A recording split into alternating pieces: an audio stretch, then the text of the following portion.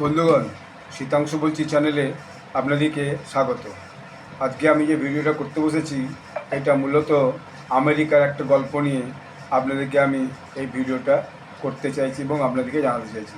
সেটা হচ্ছে, আপনারা জানেন যে আমেরিকার প্রেসিডেন্ট ডোনাল্ড ট্রাম্প এবং তার যে বিশেষ বন্ধু Elon Musk, tech billionaire Elon Musk, তাদের দুজনের খুব বন্ধুত্ব ছিল একটা সময়।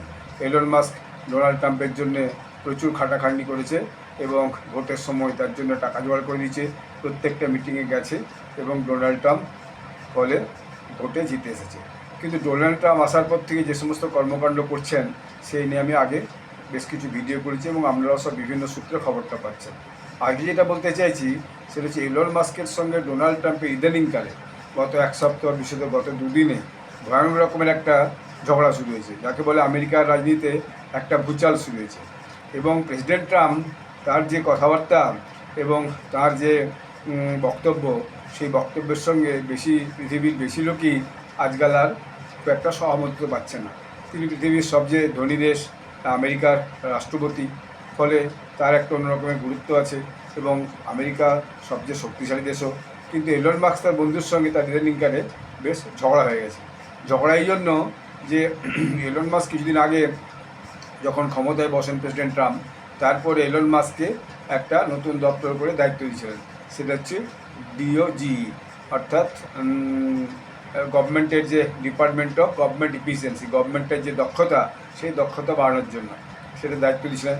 তার আবার জুনিয়র করেছিলেন বিবেক রামস্বামীকে। তো বিবেক রামস্বামী আগেই সেখান থেকে নিজেকে গুটিয়ে নিয়ে চলে গেছে। কিন্তু এলন মাস্ক ছিলেন, কিন্তু এলন মাস্ক যে পদক্ষেপগুলো নিচ্ছিলেন সেই পদক্ষেপগুলো সবটা ডোনাল্ড ট্রাম্পের মনে হচ্ছে পছন্দ ছিল না। যাই হোক, এলন মাস্কও সেখানে খুব একটা সহজবোধ করছিলেন না। ফলে এলন মাস্ক কী করলেন, কিছুদিন পরে তিনি এই দপ্তরটাকে ছেড়ে দিলেন, দিয়ে বললেন না, আমি আর এই দপ্তরটা চালাবো না। কিন্তু মুশকিল হচ্ছে কি, এরপরেও দেখা যাচ্ছে যে এলন মাস্কের সঙ্গে ডোনাল্ড ট্রাম্পের বিভিন্ন বিষয়ে একটা মানে মতানৈক্য, অর্থাৎ মতের অমিল হয়েই চলেছে। যেমন প্রথম হচ্ছে, এর মধ্যে প্রেসিডেন্ট ট্রাম্প কী করলেন, একটা নতুন করে বিল এনেছেন।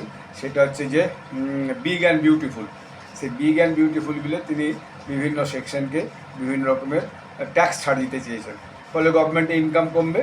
এটা কোনো মতেই এলন মাস্ক রাজি হয়নি। এবং এটা যদি করা হয় তাহলে পরে দেখা যাচ্ছে যেটা আমেরিকার যে ধার, সেটা 2000 দিনের পর দিন সেই ধারটা, যেমন বলছে টম এনলিচম্যান বলছে 2022 সালে ডেট ছিল আমেরিকার $719 বিলিয়ন, এবং 2023 সালে সেটা 883 বিলিয়ন, এবং 2024-এ সেটা $113 ট্রিলিয়ন হয়ে গেছে, বুঝতে পেরেছেন। এবং তখন এলন মাস্ক বলছে যে Congress is spending America into bankruptcy, অর্থাৎ যেভাবে আমেরিকা চলছে তাতে আগামী দিনে এটা ব্যাংকারাপসিতে চলে যাবে। এবং এরপর দেখা গেল ডোনাল্ড ট্রাম্প হঠাৎ করে জারেড আইজাকম্যানকে নাসার হচ্ছে যে অ্যাডমিনিস্ট্রেটর করে দিলেন, এবং যিনি স্পেস সায়েন্সটা দেখবেন। তো এখন স্পেস সায়েন্সের নাসা ছাড়াও এলন মাস্কের একটা মস্ত বড় টেক আছে, কারণ তার যে স্পেস এক্স, সেই স্পেস এক্স হচ্ছে ভীষণভাবে আগামী বিগত দিনে কাজ করছে এবং আগামী দিনে কাজ করতে চাই। এই স্পেস এক্সেই নাসার সঙ্গে যুক্তভাবে ওই যে অন্তরিক্ষে যে দীর্ঘদিন ওই যে সুনিতা উইলিয়াম এবং বুচ আটকে ছিল, তাদেরকে সেখান থেকে ফেরত এনেছে। এবং এই নিয়ে আমেরিকার জনগণ এবং ভীষণভাবে ভাগ হয়ে গেছে। এবং দেখা যাচ্ছে কি, এলন যেটা বলেছিলেন তার এগেনস্টে ডোনাল্ড ট্রাম্প বলেছেন, Elon was wearing thin, I asked him to leave, I look away his EV mandate that forced everyone to buy electric cars that nobody else wanted, that he knew for months I was going to do, and he just went crazy. অর্থাৎ Trump তাকে দোষ দিয়ে বলছেন যে আমেরিকার যে Elon Musk যে আমেরিকাতে ওই ইলেকট্রিক কার তৈরি করছে, সেই টেসলাটাকে ইভিটা কেনার জন্য বাধ্য করতে হবে, তাহলে তার অনেক ইনকাম বাড়বে, এবং এটা আমি হতে দেবো না, সেটাও বুঝে গেছে।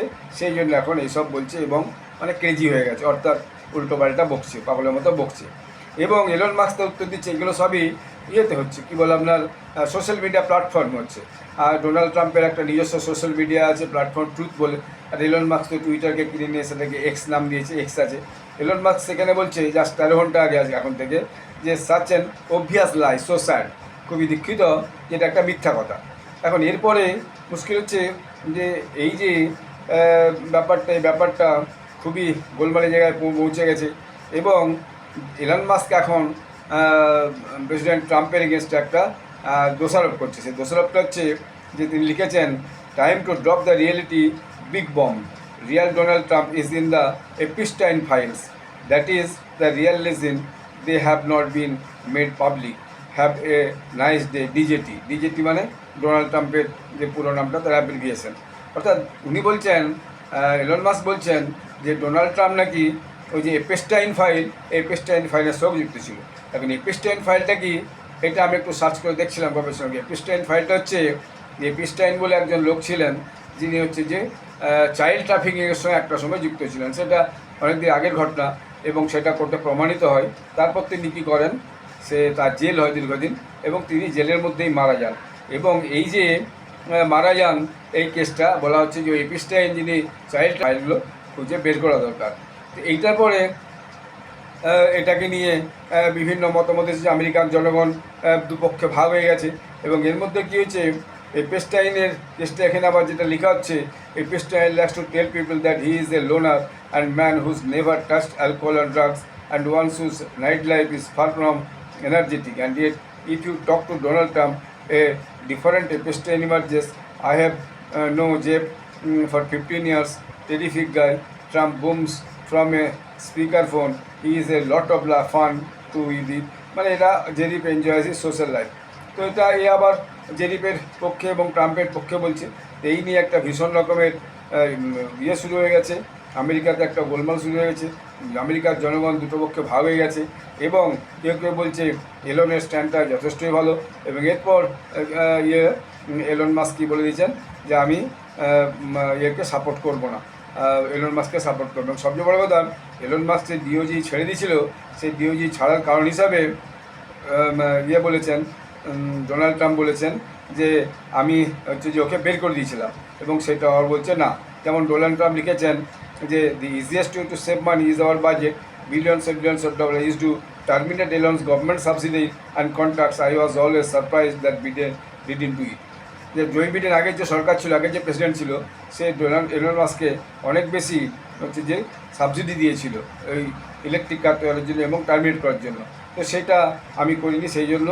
এবং এর ফলে এলন মাস্ক কী করেছে, যে বলছে যে না, এটা ঠিক নয়। এবং এলন মাস্ক বলেছে আমি স্পেস এক্সকে আমি বন্ধ করে দেবো, তার ড্রাগন প্রজেক্ট যে ছিল সেই প্রজেক্টটা আমি বন্ধ করে দেবো।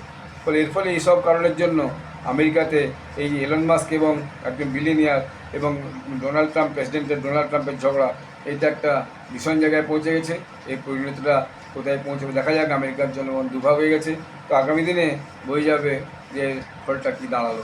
তো এটা কন্টিনিউ চলতেই থাকবে, এদের দুজনের ঝগড়া।